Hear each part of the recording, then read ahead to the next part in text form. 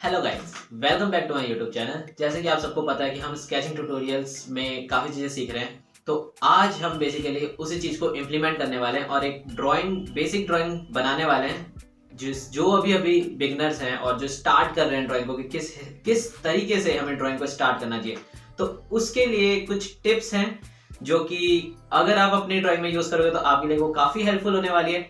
तो वीडियो को लास्ट तक ज़रूर देखिएगा क्योंकि ये बहुत ज़्यादा हेल्पफुल है। और अगर आप अपनी ड्राइंग्स में इस चीज़ों को इम्प्लीमेंट करोगे तो मैं पूरा श्योरिटीज के साथ तो नहीं, लेकिन 70 to 80% आपकी ड्राइंग स्किल और आपको ड्राइंग देखने का तरीका थोड़ा सा इम्प्रूव होगा। तो ज़रूर देखिएगा लास्ट तक और वीडियो अच्छी लगे तो लाइक ज़रूर कीजिएगा। तो चलिए हम स्टार्ट करते हैं और मिलते हैं वीडियो के एंड में।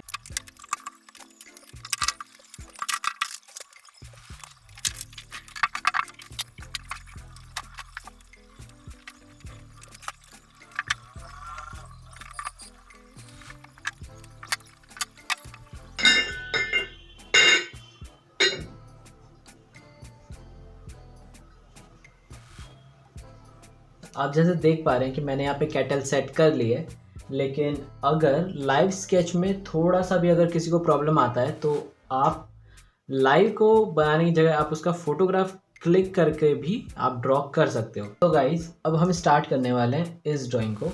तो सबसे पहले हमें करना क्या है कि इस पर्टिकुलर ड्राइंग को सिर्फ हम कैटल बनाने वाले, तो आप पहले अपनी लैंग्वेज में इसे बहुत ज़्यादा सिंप्लीफाई कर दो। यानी कि अपनी लैंग्वेज से यहाँ पे मतलब है कि इसे बिल्कुल सिंप्लीफाई कर दो बेसिक शेप से।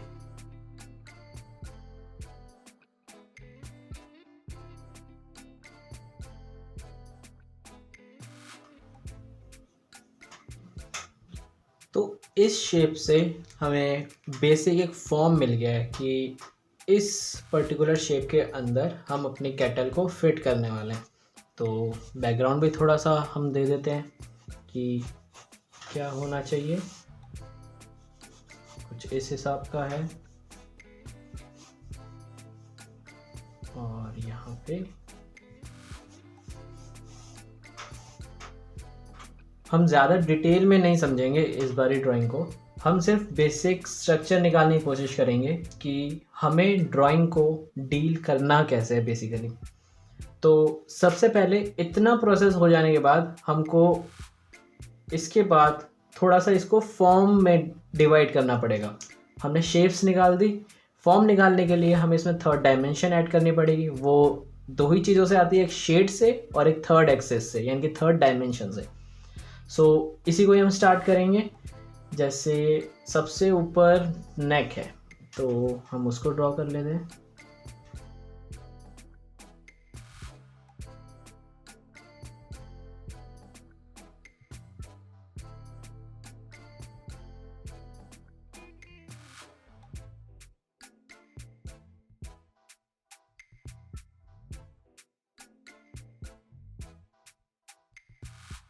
तो जैसे कि आपने देखा कि हमने इसमें शेप्स बना के इसके ऊपर इसका स्ट्रक्चर क्रिएट किया है। अब इसके ऊपर हमें क्या करना है, लास्ट स्टेप, इसमें शेडिंग बनानी है कि कहाँ पे डार्क है, कहाँ पे लाइट है। जैसे कि हम इस ड्राइंग में देख पा रहे हैं कि लाइट का सोर्स कुछ इधर से है, यानी कि इस वाले जो पोर्शन में, इस वाले पोर्शन में जो एरियाज लाई करेंगे तो वो लाइट हो जाएंगे, देन बाकी के एरियाज यहाँ पे डार्क हो जाएंगे। तो उसी चीज़ को हम फॉलो करते करते कहीं कहीं पे शेडिंग करेंगे और लास्ट में हम हाईलाइट देंगे। तो गाइस हमने इसको एक रफ ड्राइंग में बना लिया है। अब इसके बाद जब हम शेडिंग करेंगे तो सबसे पहले हमें ये देखना है कि इसका जो बैकग्राउंड है, इसका जो बॉटम वाला एरिया है और कैटल है, वो किस ग्रेडेशन पे लाई कर रही है। यानी कि कैटल अगर इसमें देखें तो कैटल सबसे लाइट है और बैकग्राउंड में इधर ब्लैक क्लॉथ है, उसी वजह से वो और डार्क है, बहुत ज़्यादा डार्क है। और जो बॉटम वाला एरिया है जिसमें ब्लू कलर का क्लॉथ है वो थोड़ा लाइट है। तो उसके अकॉर्डिंग पहले हम थोड़े बैकग्राउंड में कलर्स अप्लाई कर देंगे, फिर हम कैटल पे आते हैं। क्योंकि कैटल सबसे लाइट है तो हमें उसके अकॉर्डिंग पता चलेगा कि कितना हमें लाइट रखना है। वैसे हम केटल को भी स्टार्ट कर सकते हैं पहले ही, लेकिन अगर सबसे ज़्यादा डार्क वाला एरिया है उसे स्टार्ट करेंगे तो थोड़ा हेल्प हो जाता है हमें ड्राइंग बनाने में। तो चलिए अब हम शेडिंग स्टार्ट करते हैं, बेसिक डार्क, लाइट और मीडियम टोन।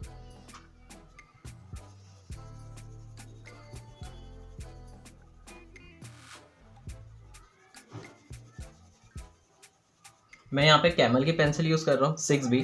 आप कोई भी पेंसिल यूज़ कर सकते हो, कैमल की हो या फिर आर्टलाइन की हो या स्टेडलर की हो।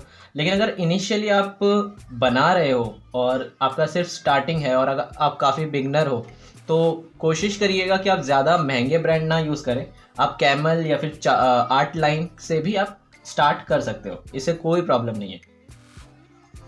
अब मैंने दोनों ही जगहों पे ऊपर और नीचे दोनों में ही सेम टोन अप्लाई किया है, क्योंकि मुझे ये फिगर आउट करना है कि मुझे ऊपर कितना डार्क चाहिए और नीचे कितना लाइट चाहिए। इसकी वजह से पहले एक बेस टोन डाल के इसके बाद ही आप स्टार्ट करो तो ज़्यादा बेटर है। अब मैं इसके बाद और डार्क टोन अप्लाई करने वाला हूँ, सेम पेंसिल से ही करेंगे। ज़रूरी नहीं है कि आप पेंसिल को चेंज करें या आप 8B यूज़ करें, 6B भी काफ़ी डार्क होती है। इसमें एक्स्ट्रा लाइन्स को हम इरेज कर सकते हैं इस स्टेज में, और मैं निटेड इरेजर का इस्तेमाल कर रहा हूँ। काफ़ी सही होती है ये, और इसे हम किसी भी शेप में मोल्ड कर सकते हैं, तो ये काफ़ी यूज़फुल रहती है। गाइस, इसमें बेस टोन और बैकग्राउंड यानी कि दोनों ही क्लॉथ्स जो भी हमने रखे हैं ड्रेपरी, वो एक बेस टोन लग चुका है। अब हमें सिर्फ कैटल बनानी है। तो कैटल में शेड करने के लिए जैसे हम चीज़ों को देख रहे हैं, हमें ज़्यादा कोई दिमाग नहीं लगाना है इसमें। बस सिर्फ छोटी सी चीज़ का ध्यान रखना है कि लाइट कहाँ से आ रही है और शेडोज़ कहाँ पे गिर रही है। इस वाले केस में लाइट का जो सोर्स है वो कहीं इधर से है, यानी कि इन जगहों पे जो आगे वाले एरियाज़ हैं वहाँ पे लाइट गिर रही है, और जो इधर वाले एरियाज़ हैं उसके अपोजिट वाले एरियाज़, उधर डार्कनेस भी है प्लस पीछे से क्लॉथ की भी शेडो गिर रही है। तो दोनों ही चीज़ें, यहाँ पे लाइट हो जाएगा, यहाँ पे मीडियम और यहाँ पे डार्क। और बस ध्यान इतना रखना है कि वो इतना ज़्यादा डार्क ना हो जितना कि बैकग्राउंड में ये क्लॉथ या ड्रेपरी डार्क है, उससे लाइट ही रखना है। एक बेस टोन तो मार के चलना ही है, और उसके ऊपर फिर डार्कनेस अप्लाई करनी है।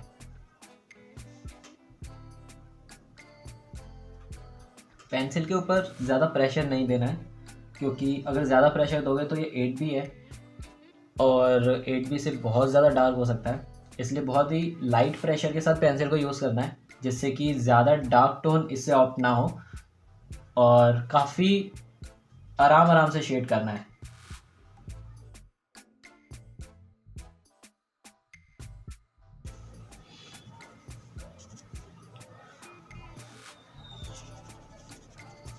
तो गाइज़, यहाँ पे ऑलमोस्ट शेडिंग, बेसिक शेडिंग और फॉर्म शेप से कैसे हमने फॉर्म की और गए फॉर्म से कैसे हमने इसमें शेडिंग डाली, तो वो सब तो अब हो गया है। बट इसमें एक चीज़ की कमी है, वो है हाइलाइट्स डालने के लिए हमें नीडेड इरेज़र या फिर कोई भी रेगुलर इरेज़र हो तो चलेगा। जहाँ पे बहुत ज़्यादा शाइन आ रही है, सिर्फ हमें वहीं हाईलाइट डालनी है। गाइस, इसमें सारी चीज़ें ऑलमोस्ट हो चुकी है। अब लास्ट में सिर्फ एक चीज़ और रहती है, वो है डिज़ाइन। तो डिज़ाइन बनाने के लिए मैं 4B का यूज़ कर रहा हूँ, तो चलिए वो भी बना लेते हैं फटाफट, तो ये ड्राइंग हमारी कंप्लीट हो जाएगी।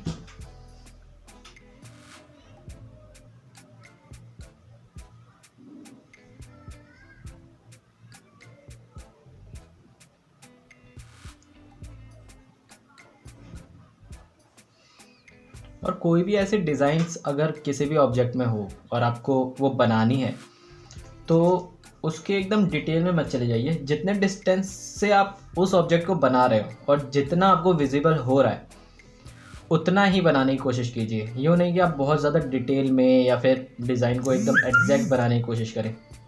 लेकिन अगर आप फ़ोटो से कर रहे हो और फ़ोटो में जितना विजिबल है उतना आप बनाइए। वरना एक्चुअली लगता क्या है कि वो ऊपर से चिपकाया हुआ है, तो हमें वो भी नहीं करना है। तो गाइस यहाँ पे हमारी ड्राइंग कंप्लीट होती है। तो फ्रेंड्स यहीं पे हमारी वीडियो एंड होती है। हमने जो जो चीज़ें इस लेसन में पढ़ी, अगर किसी भी चीज़ में आपको कोई भी प्रॉब्लम फेस करनी पड़ रही है तो आप कमेंट बॉक्स में अपनी क्वेरीज पूछ सकते हो, मैं उसका आंसर ज़रूर दूंगा। और अगर ज़रूरत पड़ी तो मैं उसके रिगार्डिंग एक नई वीडियो भी ला सकता हूँ। तो कुछ भी अगर आपके मन में कोई भी सवाल आए तो कमेंट बॉक्स में ज़रूर पूछिए। और वीडियो अच्छी लगी हो तो लाइक कीजिए, कमेंट कीजिए, शेयर कीजिए, और वीडियो पे नए आए हो तो सब्सक्राइब कीजिए, जिससे कि आपके पास इस सीरीज़ का कोई भी लेसन मिस ना हो। तो thank you so much for watching. Bye bye, have a good day.